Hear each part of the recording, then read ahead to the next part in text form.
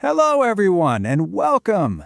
Ever tried to tell someone where you left your keys and you just can't find the perfect words?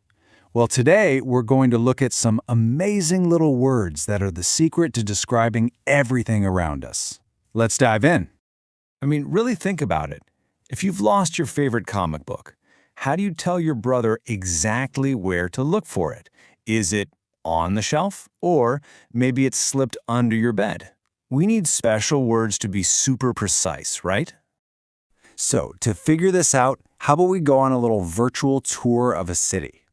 And for any good tour, you're gonna need a guide. Today, our guides are these special guide words. You can think of them like our personal GPS for sentences. They'll help us get around perfectly. And here we are at our very first stop. It's time to learn the proper name for these fantastic guide words.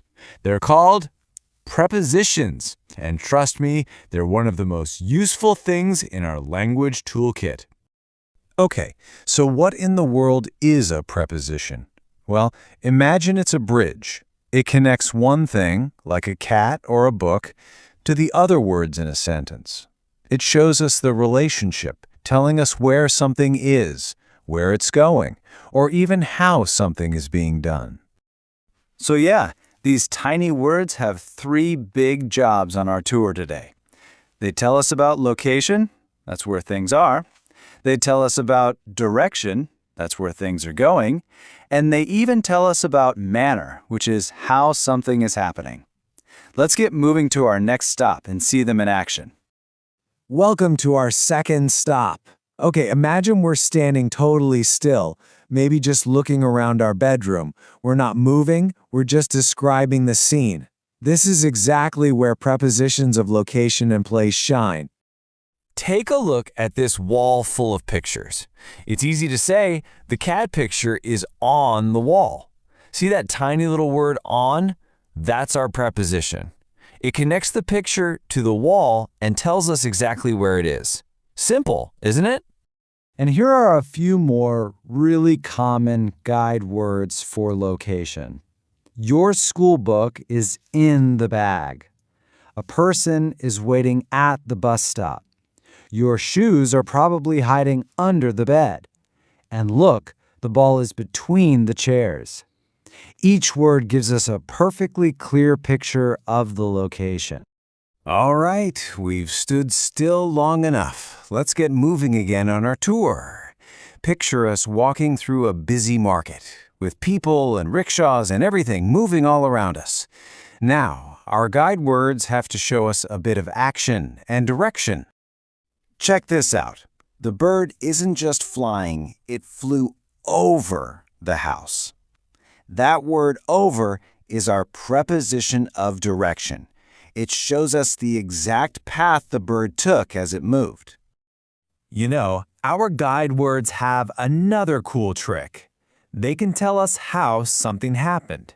So the artist didn't just paint, they painted with passion. The word with there is a preposition of manner.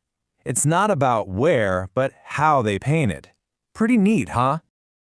Okay, let's just press pause on our tour for a moment. It's time to take a closer look at our guide words themselves. You know how directions can be simple, like turn left, or a bit more detailed, like turn left just after the big banyan tree? Well, our prepositions can be simple or complex too. It's actually really simple. Simple prepositions are just one word, like all the ones we've pretty much seen so far. In, on, under. Complex prepositions just use a group of words to do the same job, like in front of or on top of. They just give us a little extra detail. For instance, we could say the cat is near the fireplace. That's a simple preposition, and it works. But to be super exact, we can use a complex one. The cat is sleeping in front of the fireplace. See how much clearer that makes the picture in your head? Now, every tour guide knows there are some tricky spots on any journey. Some confusing crossroads or turns, It's exactly the same with prepositions. Some of these words can be a bit confusing, but don't you worry, we're going to make them crystal clear right now. First up, in versus on. Honestly, the rule is pretty easy. We use in when something is inside or enclosed in a space, like a box or a room. And we use on when something is just resting on top of a surface, like a table or the floor. These pictures show it perfectly, don't they? The cat is in the box, surrounded by all four sides of it. But the vase is on the table, just sitting on the top surface. So just remember, in for inside and on for on top. Easy. Okay, here's another tricky pair, between and among.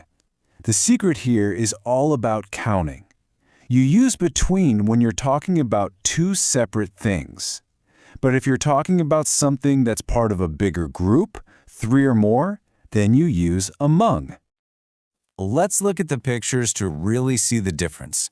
The football is sitting between the two chairs. Just 2 of them, see? But in the other picture, the girl is playing among her friends. She's part of a whole group, so we have to use among. And just like that, our virtual tour is coming to an end. But you know what the best part is? You've learned so much that you don't really need me anymore. Now it's your turn to be the guide. So, what's the big idea to take away from all this? Well, prepositions are your special tools. They're the guide words that help you explain things clearly, give perfect directions, and tell awesome stories where everybody knows exactly what's happening and where. So let's end with a little challenge for you. Imagine your friend calls you because they can't find the school bag you left at their house. Using all the prepositions you now know, how would you tell them exactly where to find it? Is it on the chair, under the table, or maybe it's tucked between the sofa and the wall? Now you have all the guide words you need to lead them right to it.